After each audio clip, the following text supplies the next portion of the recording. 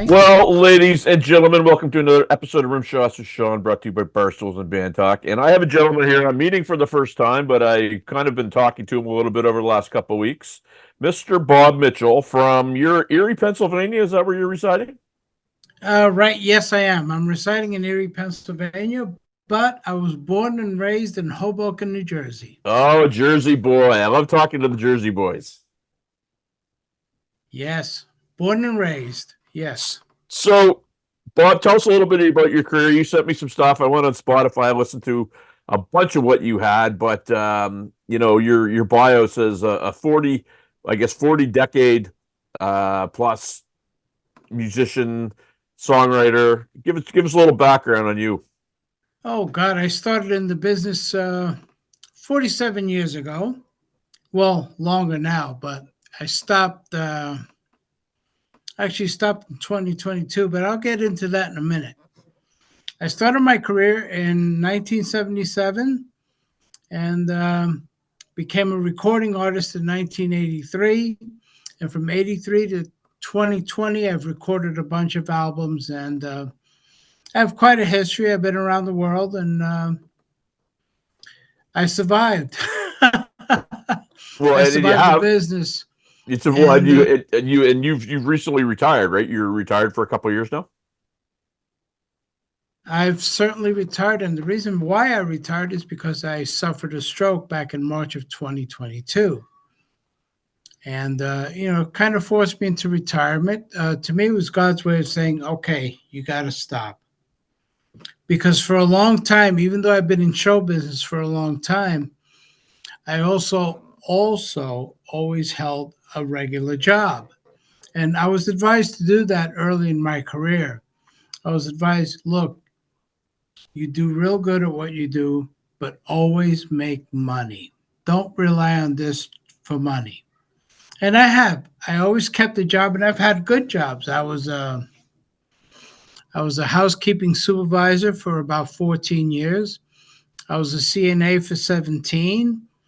I worked as a floor person in a warehouse for 5 or 6 years. And during all that time, I've always performed. I would take vacation time out of work and go perform, go to Europe, go here, go there. And the best part about that is I would come off the road and there'd be a paycheck in my mailbox. So I always made money. And I'm proud to say because I did both, I took care of my family, I raised my kids, and they're all happy and healthy.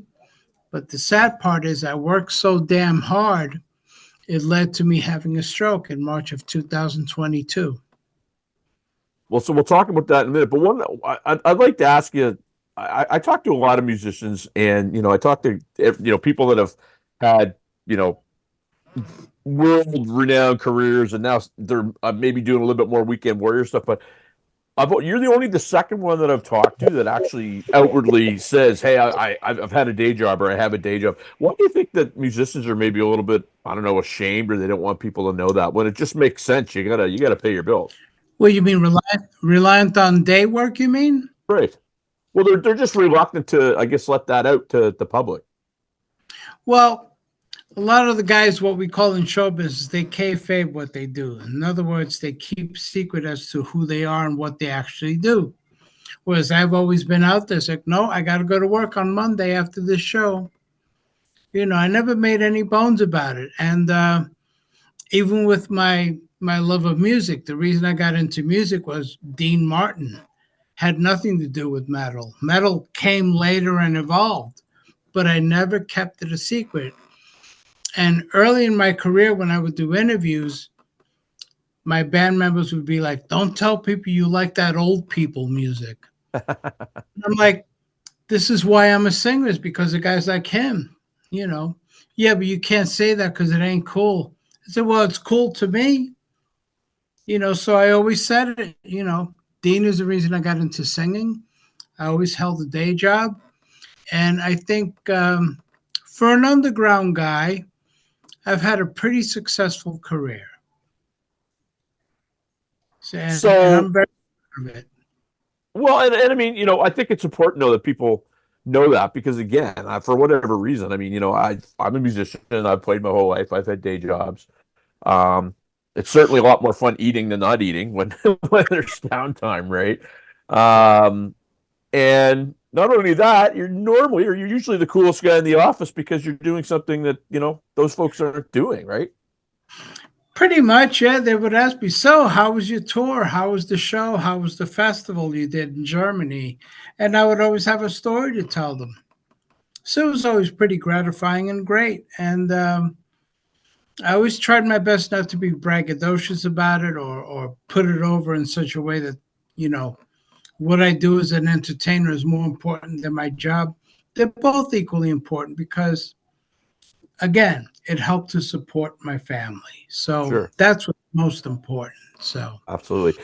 So um, 77, you got the business, and I mean, you've seen a lot of changes, obviously. I mean, even you know, from 77 to 83, where you mentioned, I mean, there's a whole bunch of things that happened, but then you saw everything from analog recording dying to, the introduction of video that came in because a lot of people don't realize video used to be a way for bands if they couldn't tour a certain part of the world, they would send a video to Japan because they couldn't go there. It had nothing to do with really promotion. right. So you've seen a lot of things. What are some of the, I guess, the wackiest things you've seen through your journey in this whole business? Honestly, just the way the people in our profession conduct themselves away from the cameras, away from the audience. It's kind of sad. So I kind of stay away from all that. I never did drugs. I never drank, smoked, nothing. I treated it as a business and I treated our profession with respect. And that's how I always conducted myself. I was guided to do it in such a way, and I kept my word on it, and I kept it that way, even to now. What I've seen is terrible. Such vastly talented musicians self-destructing. It's very sad to see.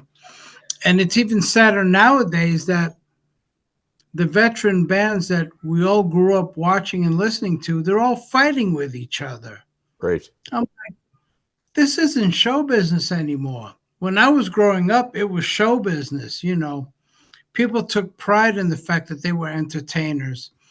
And they took pride in the fact that as an entertainer, you have a responsibility to people to keep them entertained. We're in the public service business. Hmm. And dealing with the public is not easy. So, but I've managed through my career to learn how to interact with people. And it certainly helped when I became a CNA and got into nursing. And it's been just terrific. And I was always told as a kid, treat people with respect and you'll be rewarded. And I certainly have. So I talk on this podcast an awful lot about networking and what networking means to people, and how really you want to get ahead, you have to build a network. 40 some odd years in the business, you have got to have a huge network. Maybe Oh, talk about some of the people that you've been around that you both admire and respect that have helped you out throughout the years. well, early in my career, there was guys like Jimmy Rosali who advised me on my career how to go about things. And through the years, when we would open for bands or share the stage with bands, in a matter of speaking, I've become friends over the years with guys like Fates Warning and Raven, Exciter. I had the honor of meeting Michael Schenker at one point, and his singer Robin and I became good buddies. And so many people I've met have been wonderful. And, aside from singing, for a while I took a break in the early 90s. I got into ring announcing. So from 93 to 99, I was a professional wrestling ring announcer, and I Hmm. became friends with a lot of the wrestlers, a lot of the legends, and I'm still friends with them today. Um, Two of my best friends were Jimmy Snuka and the Iron Sheik. Sadly, they're gone, but I've met so many friends and I've had such a vast career in show business, and I'm so proud of it. And when I had my stroke, later on, when I was coming out of it, I was advised to keep a journal and make a chronicle of everything I've done in my career. My doctor said it'll help jog your memory. Well, boy, he wasn't lying. I mean, I've gone through everything I've done in my life and my career, and I've had a pretty good run of both. I mean, the one thing I will say, the greatest thing I've ever done as a man overall is become a father. My kids, my wife, even my little dog, he's right here. They are the world to me. And my fans that I've made 20, 30 years ago, we're all Facebook friends now. And I keep in touch with a lot of them. And put it to you this way, by the time this goes on air, I just celebrated my 59th birthday. Yes, I saw that. And in between the Facebook posts on my page and my wife's page and the private emails and messages, last calculation, it was about maybe over 400 birthday wishes. Fantastic. Now, you don't get that as an underground guy because you did nothing. So obviously, I must have made some kind of positive effect on people. And I'm so proud of that. I'm so happy to tell you this. So, Well, this you is, should be. You should be, because that's another form of networking, like we talked about. One of the things, Bob, that I've talked to a number of people about, and you keep saying show business, and I love the fact that you're saying that, because it kind of gives it this aura that maybe sometimes isn't there all the time anymore. Like, I think, you mentioned Sinatra, and I think about watching some of the old shows where there was Vegas acts, Donnie and Marie and all this stuff. And I had a conversation with a friend the other day, and basically my friend had the deduction that the business is too easy to get into now. There's not a lot of dues paying. Somebody says, "Oh, you're good. You should start playing," and so what you get is a lot of part-time people that kind of do it as a hobby to kind of pay for school, and then they leave. And well, I'd love to get your feelings on that, because I kind of do feel the same way sometimes. well, it's easy not to make money. And Right. a lot of bands are just getting into it um, just to play for their friends, people you see every day. I got into it to have an audience, and I did build an audience over the years. I mean, you know, um, it's show business. I'm proud to say it. I am a product of show business. I grew up on show business. I mean, as I mentioned earlier, at 5 years old, I watched Dean Martin, and I told my grandfather, I want to be him. I mean, case in point, first time I saw Dean, he was sitting on a couch surrounded by women. Yeah. And of course, he sang beautifully. Of course, we all know that. Who wouldn't want to be that guy? Right. You want to be some mumbling guy with tattoos and piercings and or do you want to be Dean? I want to be Dean. So I come from that background. And I mean, no one in my family was in show business. I was the first one. But I am so proud of that. And I always tell people I'm not a rock metal singer because it carries a bad connotation. I tell people I'm an entertainer and I sang in a rock band. See, I've always said this too, Sean. There's people in show business and there's people in bands. Mm-hmm. I happen to be in show business. I mean, because of the stroke right now, I can't do much, but I love doing podcasts. I love doing interviews. And for the last 2, 3 years, since it was found out that I had my stroke, my God, the requests have been crazy. It's like everybody just wants, all of a sudden, everybody wants to talk to me. I'm like, where were you when I needed you? Yeah, well, and you know what? That's a great point, because that I'm seems to be a common theme amongst people these days too, right? Is kind of like, you're useful so long as you're useful, and then it's as soon as you're not useful anymore, you're kind of put aside and they're on to the next person, right? pretty much, but I've always felt pretty useful. And But after the stroke, the interviews have just been nonstop. I mean, after I'm done with you, I have a couple of more interviews to do this week, and then I got some coming up in the next couple of months. And I have product coming out in October, and I'm so happy about it all. I didn't think at my retirement from show business that I would be this busy. It's Nice crazy, problem to have, right? Nice problem to have. beautiful problem to have. And it's also a nice problem to be 59 years old and still have my hair. I hear you, my brother. I hear you. I said if I hit 40, and that was a couple years ago, but if I hit 40 and I had all my own hair and all my own teeth, the rest was gravy. So I'm thumbs up to that. It is a blessing. But I have to attribute it to biotin. I take a lot of biotin. So It's a great product. it certainly is. Yeah, absolutely. So you mentioned you have some product coming out. What are you going to be releasing over the next little while? Well, last year, when I was kind of contemplating, what am I going to do now? I can't entertain anymore until I get better. And I come to realize I had all this unreleased music that I've done with different bands over the years, like from 1986 to 2016. In between my albums, I would go record somewhere with somebody, right? So there's this guy named Aaron. He's got a label called Dark Age Records. And he said, hey, I'd love to release your unreleased stuff. I'm like, nobody's going to care, but yeah, sure, why not? Let's see what happens, right? So it turns out to be two separate products, right? One was a demo I did in 1987. I was in a band called Night Hunter, and this was after I left Attacker the first time in the 1980s.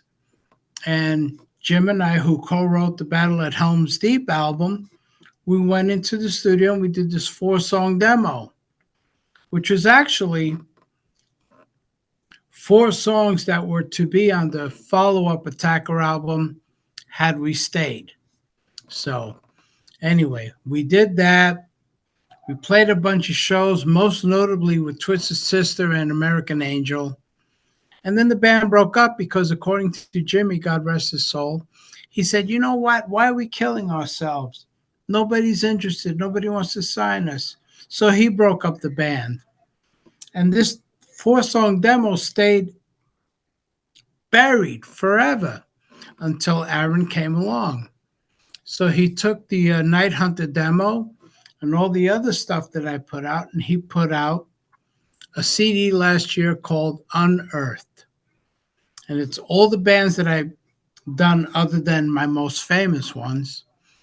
And also with that, he released the Night Hunter EP separately, 2 separate CDs. Well, it's a young label, right?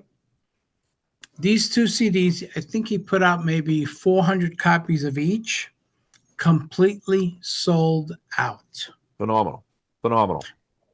Yes, before the release date, they were already gone. And the release date last year was August 25th. And he told me, Bob, there's maybe 6 copies of Night Hunter and 7 copies of the Unearthed. He goes, I could send you those. That's all I have left. I'm like, sure, whatever. It got so popular and it got such great reviews that this year there's a Greek label called Cult Metal Classics that are releasing both separately. But I think the release date is the same. It's 2 separate products on the same date. And they're expecting a quick sell out of it too. And I'm like, my God, after all these years, I didn't think people would care. And it turns out people really liked the music and they enjoyed it. And very much they're all looking forward to the vinyl release of it too, because vinyl's big again. Thank God. Well, and I was going to say a lot of that material, I think you're getting people who, they're thinking enough's enough. There's stuff that's come out that I don't like. I want to go back to the stuff that I grew up on. I want to go, and so timing is everything. It's the one thing in music you can be prepared, but it's the timing piece you can never, you know, Right. you got to Yes, wait for it. So it's timing. You're hitting it at the right time, right? it's fantastic. I mean, this is stuff I did in the 80s and, early 2000s and the 90s, and people wanted to hear it. And I'm getting all sorts of emails and messages like, this Unearthed CD is great. Why didn't you put this out before? Blah, blah, blah, blah. Especially the Night Hunter stuff, because like I said, Jim Mooney and I wrote the Battle at Helm's Deep album, which, according to many metal fans, it has become a classic. And he and I were the writers for that. So here's the follow up, the Night Hunter EP. That sold quicker than my Unearthed collection, and they're expecting the same for the vinyl. And to my understanding, the vinyl's coming out October. I don't have an exact date, but I know it's October. So That's phenomenal. It's an exciting time to be Bob Mitchell. Well, and I mean, here's the thing where you're kind of getting back to good health and whatnot. I mean, you're able to keep active and have these projects come out, and so that's got to be very satisfying for you too. It's been great. I mean, my rehabilitation has been going fantastic. I'm walking without a cane around the house now, and I'm walking pretty good. The only bad thing is my left arm. I don't have full use of my left arm and hand yet. Mm. But with the stroke, that takes the longest, believe it or not, because my physical therapist told me that you use your legs and your lower half more than you do your arms. And that's why the memory comes back quicker. And I'm like, well, thank God for that, because good Lord. I mean, as a CNA, I've taken care of stroke patients and come to realize that you have three types of patients: some that give up, some don't care, and then you get a guy like me. When I come out of the stroke, I looked up and I said, is this the best you got?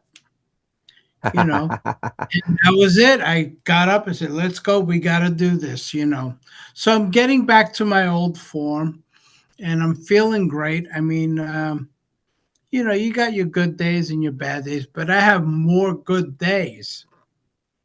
And that's because of who I have surrounding me, which is my family, my fans, and, just life in general. I mean, this has allowed me to look back and really appreciate what I've done.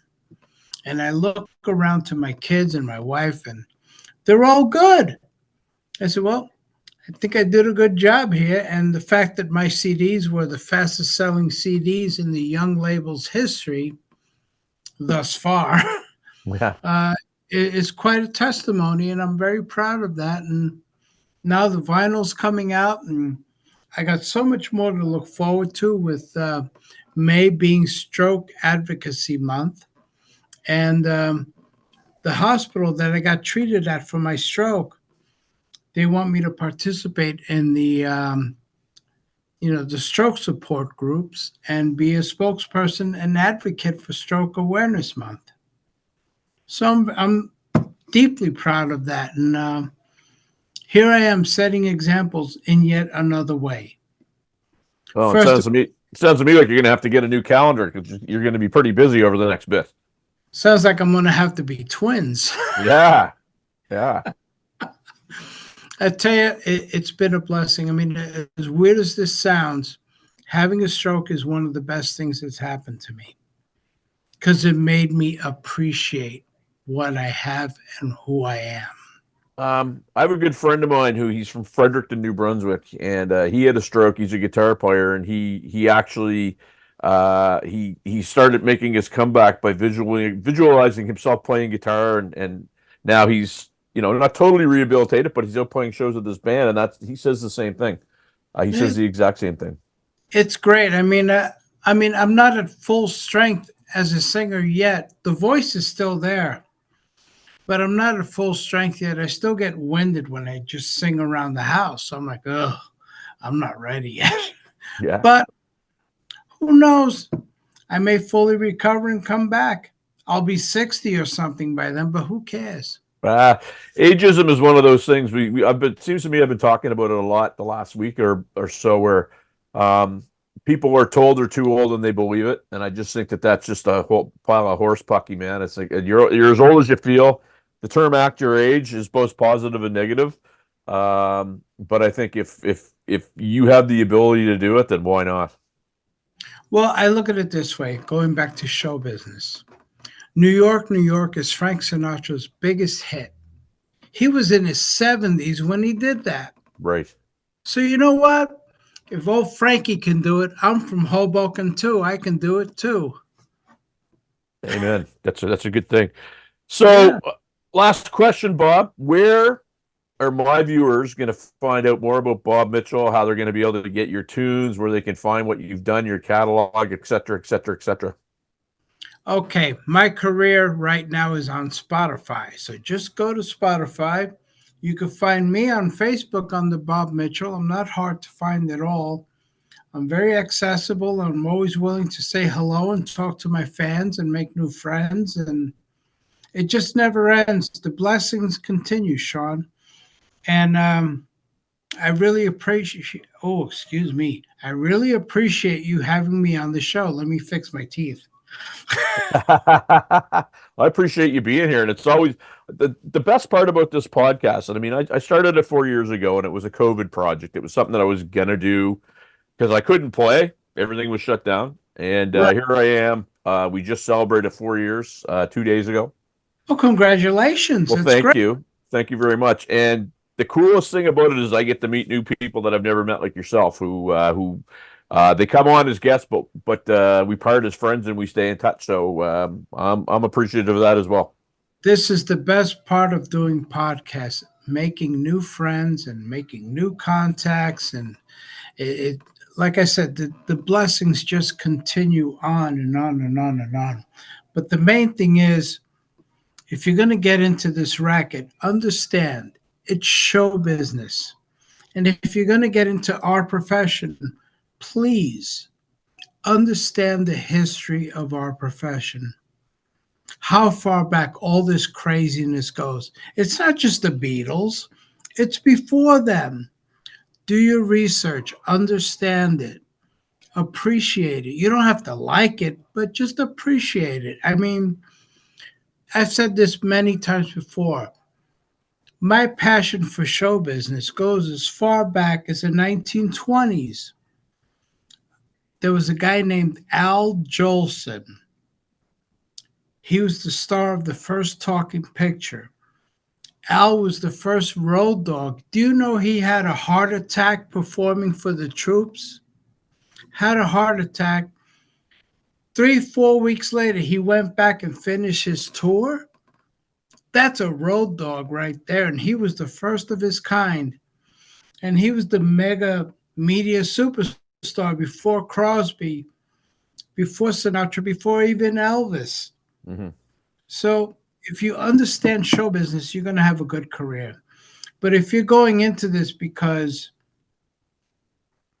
I don't know, you saw some, whatever's out there today, if you're going by that blueprint, good night. But if you go by the history and understand it and respect it, you're going to have a great time. And I'd agree. always appreciate your fans. Never insult the people that come to see you because they're paying money to see you make an ass out of yourself. So you better do a good job. Amen, brother. Bob Mitchell, nice meeting you. The pleasure was mine, Sean. I thank you so much. Keep it real, my friend.